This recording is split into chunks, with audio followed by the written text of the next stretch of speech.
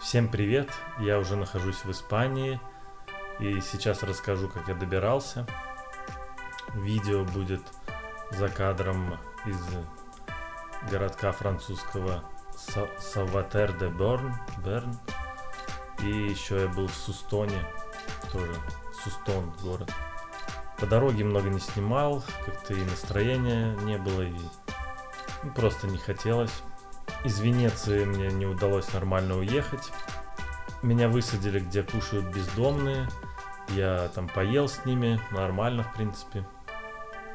Потом спрашивал, как мне где-то переночевать можно. Какой-то дядька отвез меня к приюту, там я поговорил. Мне сказали, нет места. Я ждал еще до этого час.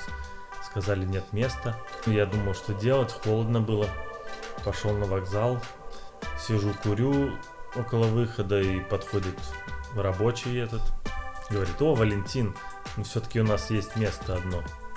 Он спросил, что хочу ли я все-таки переночевать где-то. Я говорю, да.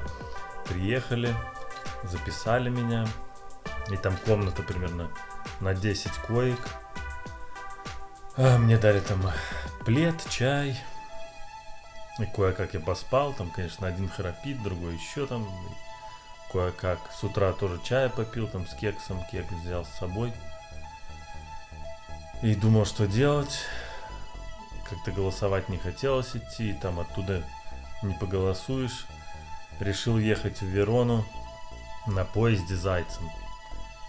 Там примерно 1,5 часа надо было ехать. И, через какое-то время пришел кондуктор, меня на 50 евро штрафанули. Я все равно доехал, как бы.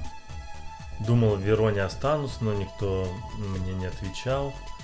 Город красивый, тоже не снимал там. И пошел в туристическую информацию, спросил, можно ли интернетом воспользоваться, потому что в Макдональдсе там нет розеток, мне нужна розетка. Стою там, в общем, разрешили мне достать компьютер, там интернет. Потом подходит работник, женщина, это говорит: я тебе, хочешь, там отель есть? Я говорю, у меня денег нет. Она говорит, я заплачу.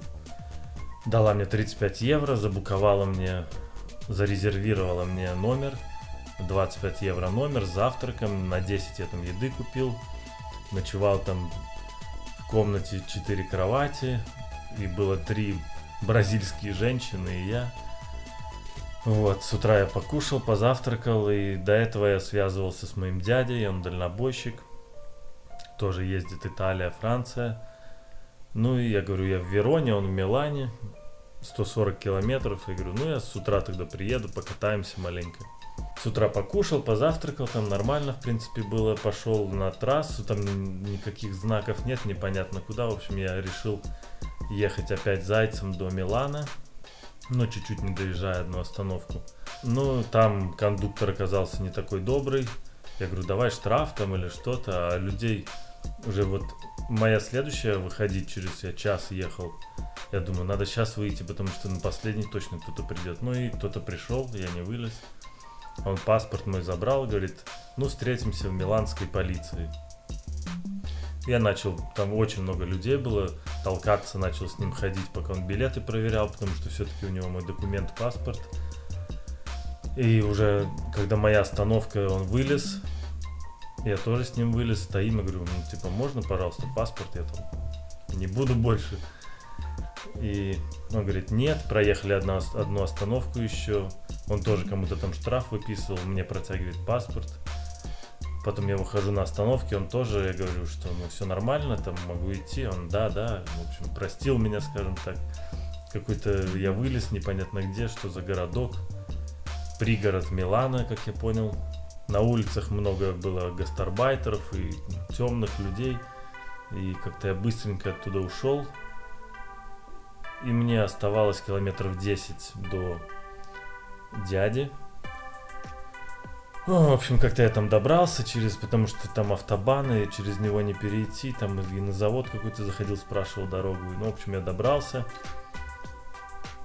Проехали мы с ним 1000 километров, тоже не снимал ничего, потому что из машины нормально не поснимаешь, и как-то все время в дороге. Зато 1000 километров я проехал. Мне, потому что там автостоп совсем не очень. Ну, классно покатались, мне понравилось. И фильмы посмотрели, и так поболтали. Последнюю ночь негде было остановиться, потому что все было забито. Встали где-то там, где нет интернета, но как-то у него там был. И я начал искать хост на утро, но уже я думал вечер, никто не ответит. Но мне повезло, там на третьем человеке мне ответили. И в принципе там 60 километров мне было до туда. Приехал, она говорит, что ой, я типа отменила, как бы мог бы ты на завтра найти другое жилье, потому что она там подвернула ногу, ей очень болит, хотя я не понимаю, как это связано, если бы я остался еще на ночь. В общем, вместо того, чтобы отдохнуть, я сидел целый день и чуть ли не ночь там писал, потому что никто не отвечал. Вот. Ну, потом опять повезло. Тоже, в принципе, последний момент ответил человек. Тоже примерно 60 километров. Я очень быстро добрался. Там повезло, дядька меня подвез. Говорит, сын тоже хочет путешествовать. Вот я, может быть, ему повезет так же, как тебе со мной. Подвез меня, там даже заезжали в магазин, дверь ему железную покупали куда-то. В общем, добрался, я отдохнул. Вместо 2 ночей я остановился на 4.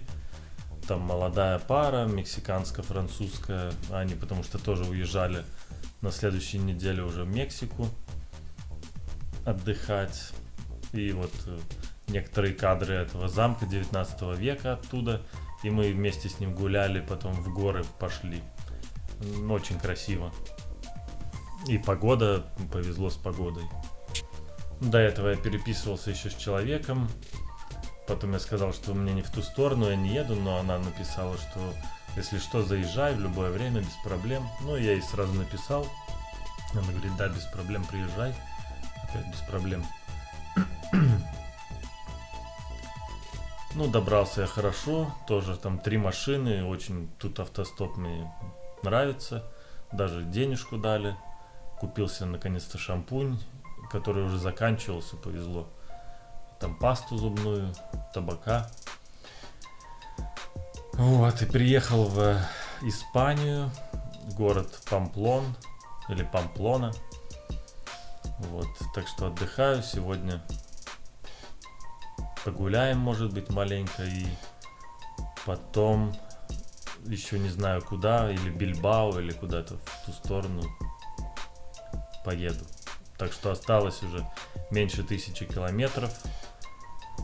18 тысяч примерно я уже проехал.